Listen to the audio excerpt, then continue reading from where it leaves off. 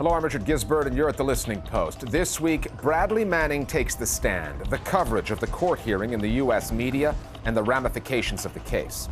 The price of the so-called war on terror on journalists in Ethiopia. It's high. France's broadcast regulator complains about graphic pictures of Mali on French television screens. The journalists involved say deal with it. And WikiLeaks gets a musical makeover. In our web video of the week. U.S. Private Bradley Manning is no longer the alleged source of all those documents to WikiLeaks. According to his own testimony delivered before a military court on February 28th, Manning was the source. Nothing alleged about it. That was not the only revelation in Manning's testimony.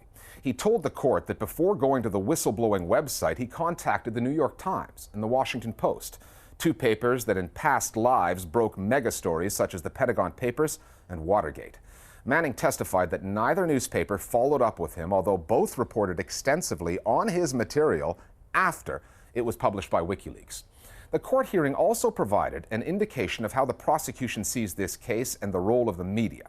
The prosecution accuses Manning of aiding the enemy and told the judge that had the stories been broken by the Times or the Post and not WikiLeaks, it would still be pursuing Manning in the same way. We're going to look at what that implies. Then there's the whole question of the coverage, or lack thereof, of this case in America.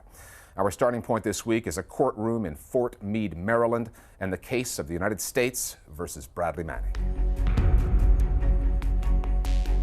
What's happening inside that courtroom is a really major threat to freedom of the press on a number of different levels. This is the biggest leak inquiry that we've had in a generation. It was the biggest leak in US history, and this very worrying aiding the enemy count, which could have huge implications for the way all the media in America does its business in future. And it's something that I don't think America has really woken up to yet. The first thing that should jump out at American news consumers about the coverage of the Bradley Manning story is how little of it there actually was. Fox News is doing its thing from the political right. So what did this weasel plead guilty to? But anyone watching Fox's ideological counterpart, MSNBC, might not have even known Private Manning made news. Turns out there's nice things to say today about the whole world. There was story after story that day on domestic politics. Hardly a word mentioned on Manning, let alone any real time devoted to his testimony. At least the New York Times sent a reporter to cover the hearing, unlike the last time Manning testified 4 months ago, after which the Times' ombudsperson chastised her own newspaper. In 2010, when WikiLeaks published Manning's material, the Times went big on what he revealed. It probably sold a lot of papers as a result. But when the source went to court, that same paper had to be shamed into covering the story. Mainstream media coverage of the whole Bradley Manning affair has been overall terrible and quite wretched. Here's someone who has provided the New York Times, the Washington Post, and countless other outlets with literally hundreds of stories that have been front page news, and yet they've been very happy to leave this important source to hang out to dry. There's a certain kind of cognitive dissonance going on between the mainstream media and WikiLeaks. So you would think that the mainstream media would be more concerned about this, but I think they're too busy looking down their noses at WikiLeaks and harboring resentment that WikiLeaks got the story of the century and not them. And there's been this hostility from the get-go, even when the mainstream media has reprinted huge parts of WikiLeaks material. It's been a very limited story in the United States, and it kind of gives you pause as to why. And I think it begins with the initial portrayal of Manning when he was arrested, from the moment he was arrested. And you know, he was denounced by the right as a traitor and you know, the classic things you would expect from somebody who was accused of these kinds of crimes. Even if U.S. news organizations have taken the cynical view that the sources they rely on for news have only themselves to blame if they end up in court, there was plenty in the legal hearing to worry American journalists and the companies they work for, particularly the prosecution's legal interpretation of what amounts to, quote, aiding the enemy, unquote. That should have sounded alarm bells for all of the mainstream media here in the U.S., but apparently not. The prosecution said that it planned on proving that Manning aided the enemy because WikiLeaks documents were found in Osama bin Laden's compound. And the breadth and scope of that argument is so dangerous. If you think about it logically, if a copy of the New York Times or an article by a particular New York Times reporter had been found among Osama bin Laden's papers, that reporter and the reporter's sources could be charged with aiding the enemy. And that's a really serious threat to press freedom, because it's saying that any of us as publishers, if we accept a leak from any source of confidential information, we can, at least the source of that leak, it's not clear whether they go after us, The Guardian, they would go after our source. The source of that leak could be prosecuted for aiding the enemy, for giving it to Al-Qaeda. And this is really something that this country and the rest of the world needs to wake up to quickly, because there's no sign that they're going to back down on this crucial and very chilling count, aiding the enemy. The prosecution made it clear that even if Bradley Manning had leaked all these documents to the Washington Post or the Wall Street Journal or the Times, that they still would have gone after him. And that is very serious and rather chilling. We already have a real problem in the United States with a crackdown, not just on whistleblowers, but on the journalists who are working with them and receiving tips from them and receiving leaks from them. This has a profoundly chilling effect, both on how much we know as a public and on press freedom. Bradley Manning also testified that prior to sending the classified documents to WikiLeaks, he tried the New York Times, the Washington Post, and the US-based news website Politico. He says he left a voice message for the Times' public editor, but his attempts came to nothing. The Times has since reported its editors have no recollection of hearing such a message. Julian Assange, still holed up in the Ecuadorian embassy in London, was quoted by Britain's Channel 4 as saying, "The only safe way to get these cowards to publish anything is to get WikiLeaks to do it first." Assange has a huge stake in Manning's testimony. Call it a rumor or an open secret, but a grand jury in Virginia is said to have a sealed indictment prepared for Assange. However, if prosecutors were hoping that Manning would implicate the WikiLeaks figurehead, the soldier disappointed them. He said the two spoke on the phone, but that the leaks were his idea and not Assange's. I'm sure the FBI is watching closely the pre-trial hearings, and I'm sure if there was any evidence coming out that Manning had been actively guided by WikiLeaks to go after, say, particular documents, or to try and download a particular video, then they would right now be gathering that information and building it up into a case against Assange. If he's saying that there was no major pressure put upon him, then it's going to be difficult, I think, for the government to prove that kind of conspiracy. And if they could get Assange on conspiring to commit espionage with somebody who's accused of espionage, that would make it a lot easier to extradite him, a lot easier to try him. And they haven't been able to do that so far. They haven't been able to prove that stuff so far. And Manning is not going to, help them in that regard whatsoever. No one has more riding on this case than Bradley Manning. He could face a life sentence with no chance of parole. Among the other interested parties, Julian Assange. Parties that should be interested more than they appear to be, U.S. news organizations, given the chilling implications of what the prosecution is saying about sources and reporters. The last interested party is also the largest. This group numbers 315 million people and includes each and every American. This matter of being well-informed as a public and this matter of press freedom, these aren't just idealistic principles that are high-minded and good for their own sake. They're intensely practical matters, because when we don't get the facts and we don't know what our government is doing, we have learned from bitter experience that we wind up with disaster. This is how the United States wound up in Vietnam. This is what led the U.S. to invade Iraq.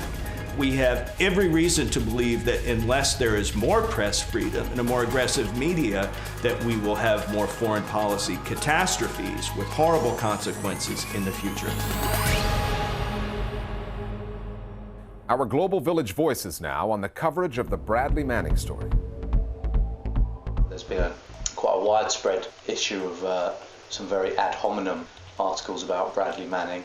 And I think part of that is informed by the fact that what he's done, what WikiLeaks has done, has been to undercut the media and do their job for them. And I think there's a degree of bitterness in the mainstream media about that. A lot of people say that it's not for Bradley Manning to decide what's allowed to be leaked. He actually chose documents that he knew would not harm the United States. And we've seen the government preclude discussion of damage because they don't want it to be acknowledged publicly that WikiLeaks releases did not harm the United States. The fact that the claim has been made that had Bradley Manning leaked this information to the New York Times, that his charges would be identical, is extremely concerning. Those sorts of charges have the effect of trying to cast the classic whistleblower-journalist relationship as espionage. And what we're seeing with the Obama administration, they are now attempting to turn a free press into a matter of national security. Time now for Listening Post News Bites. Journalists in Pakistan have just had 2 more reminders, as if they needed them, of how theirs can be a deadly profession. In what was apparently a targeted killing, Malik Mumtaz, a reporter for Geo News and the Urdu daily newspaper Jung, was shot dead on February 27th when gunmen opened fire on his car in the city of Maransha in North Waziristan. It's a tribal region that can be a lawless place, and it's a haven for the Taliban, who have been quick to claim responsibility for violence against journalists in the past. This time, however, a spokesman for the Pakistani branch of the organization has denied any involvement. Mumtaz was the 5th Pakistani journalist killed in 2013. The 6th came just 2 days later, when a local reporter, Mahmoud Afridi, was gunned down by unknown attackers in the southwestern province of Balochistan. No one has claimed responsibility for that killing. According to Reporters Without Borders, Pakistan was the 3rd deadliest country for journalists last year, behind only Syria and Somalia. Myanmar's new law governing the news media is taking shape, and journalists in the country do not like what they're seeing so far. The lower house of parliament in Yangon is discussing a draft press law called the Printing and Publishing Bill, drawn up by the Ministry of Information. It proposes prison sentences, heavy fines, and revoked licenses for journalists or publications covering ethnic clashes or doing any reporting considered to be disturbing the rule of law, inciting unrest, or violating the Constitution. Media reforms promised by the new civilian government after it took office gave journalists some cause for optimism, especially with the closing of the censorship office late last year and the fact that starting next month the rules will be loosened for the printing of daily newspapers. However, opposition MPs and media activists now accuse the government of shutting them out of the discussions over the law, which they say will keep them on a short leash. The Information Ministry has brushed off those criticisms. 6 weeks ago, we looked at the coverage of the fighting in Mali. Now a dispute has arisen in France, where the country's broadcast regulator is taking issue with some of the images shown on television screens there. The regulator, the CSA, issued what it called a firm warning to the state-owned broadcaster after France 2 Television aired a report last month called Atrocities in Mali. The CSA described the images used as repeated and particularly insistent shots of the bodies of dead persons without any corresponding analysis, images that it said constituted a violation of human dignity. The journalists who produced the piece said that they were shocked by the warning, which they said marked a worrying precedent. Guylaine Chanou and Françoise Joly told Reporters Without Borders the disputed shots constitute 45 seconds of a 22-minute report. Is it the CSA's job to determine the length of shots? What is its job? To invite itself into editing rooms? And as Reporters Without Borders put it in a separate statement, isn't the CSA using this issue as a pretext for protecting a military operation's public relations? One of the lesser-known consequences of the U.S.-led so-called war on terror has been a wave of anti-terrorism legislation in other countries. One of them is Ethiopia. Ethiopia has never been known for freedom of the press. And with the disputed general election back in 2005, ongoing internal conflicts with separatist groups, and the powers that be keeping a wary eye on the nearby Arab Spring, the government in Addis Ababa has been cracking down on the media. Its primary weapon is an anti-terror law that it passed in 2009, which has led to the sentencing of 11 journalists, sent dozens of reporters into exile, and has forced countless others to practice self-censorship. The Listening Post's Nick Muirhead now on the Ethiopian law that blurs the line between terrorism and journalism.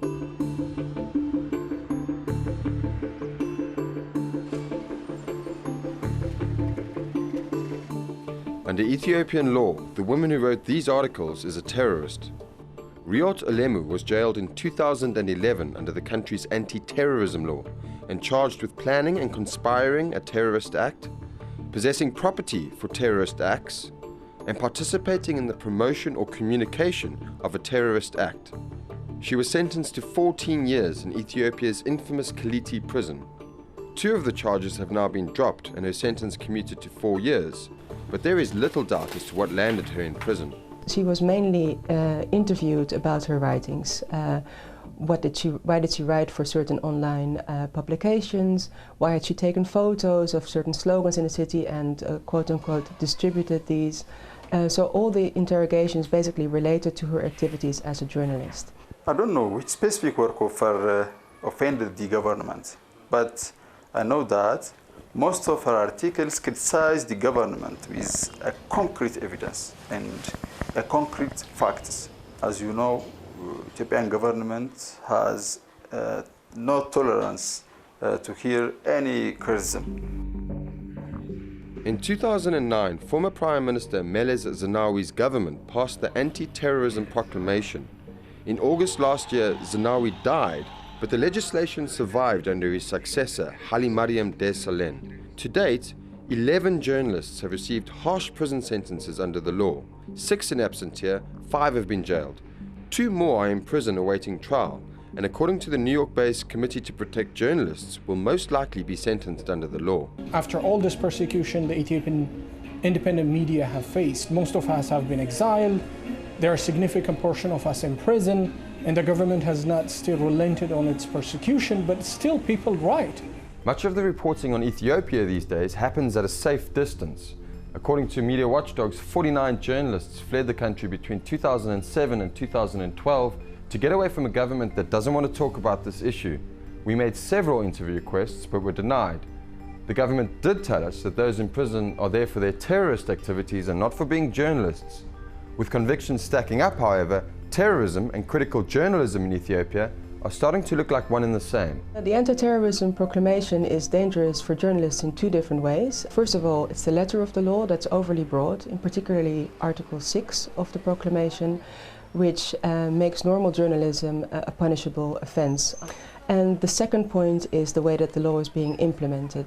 It was born out of the US global war on terror. One of the things United States did when United States declared the war on terror was look into the legal structure of partner countries, how their anti-terrorism law is designed, how effective it is, how cooperating it is. And now what happens is most countries, like Ethiopia, when they encountered US assistance to beef up their legal structure, what they did was they used the new opportunity to squash dissent and free speech in their context. It's not only local journalists suffering under the long arm of the anti-terrorism law.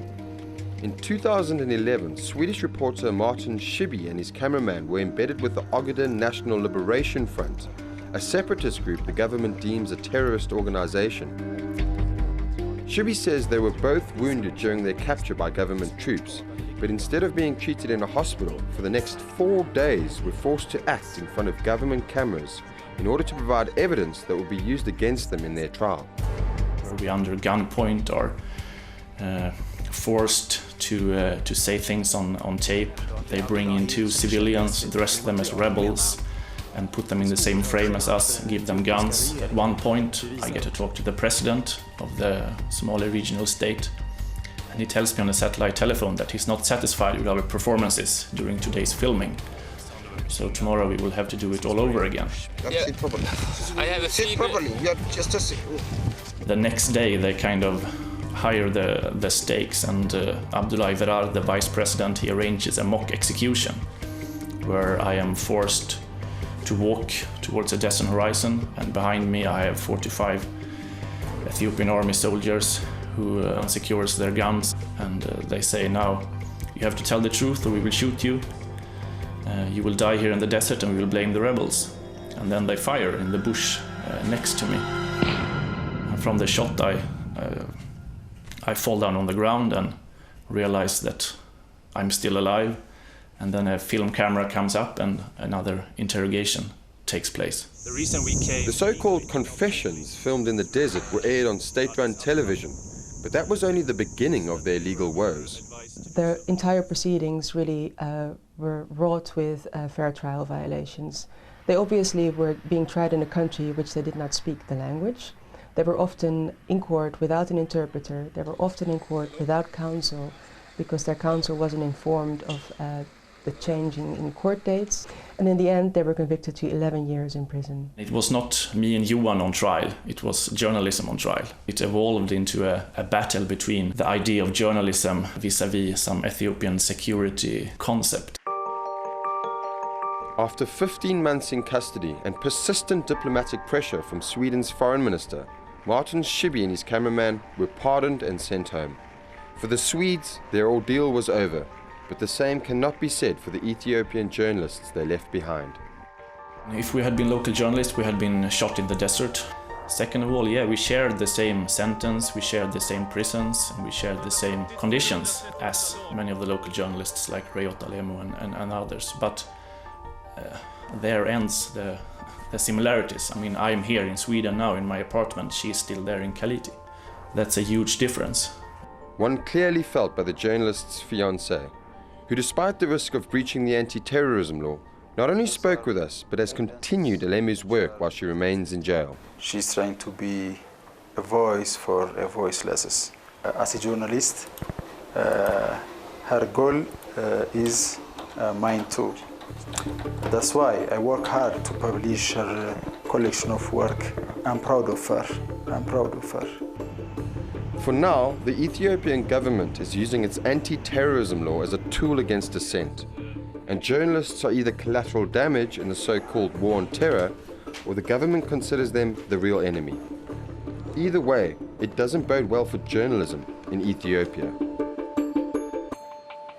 More Global Village Voices now on the state of journalism in Ethiopia. The risks of trying to practice ethical journalism in Ethiopia range from oral and written warnings by state officials, which leads to self-censorship in fear of that, to, arrest and intimidation, as what has happened so far to Riot and many others, which has worsened the crackdown against the free press in Ethiopia. Governments may of course look to introduce draconian measures to maintain their strict monopoly of information provided to the public. However, as we have seen in China and even North Korea, opening up is increasingly becoming the only option in the more integrated world. The public is also learning to appreciate and live with multiple voices and opinions, and this is too another reason to be optimistic. Finally, a lighter Latino look at the WikiLeaks story. Cuban-born Joel Alleguez has assembled a cast of famous names without their consent for a musical tribute to the whistleblowing website. The song was released in Ecuador, the country that has granted asylum to WikiLeaks frontman Julian Assange, who you'll see marking time on the drums, a bit like the way he's marking time at the embassy in London. Argentinian footballer Lionel Messi's in there too. El Son de los WikiLeaks is our web video of the week. We'll see you next time at the Listening Post. Yo no sé qué está pasando con esto del WikiLeaks. Todo el mundo está temblando desde Japón a París. Políticos, empresarios y artistas de allá y aquí pueden caer en las redes del llamado WikiLeaks. Ten cuidado con los WikiLeaks. Ten cuidado con los WikiLeaks. Cancela el Facebook y hasta el correo si tú no quieres salir ahí. ¡Ay, Dios mío! Esto de los WikiLeaks, la tecnología, el internet, Facebook, los celulares. Ahorita todo el mundo tiene celular con camarita zapa. Y resulta ser que tú estabas por aquí vacilando, que está por allá.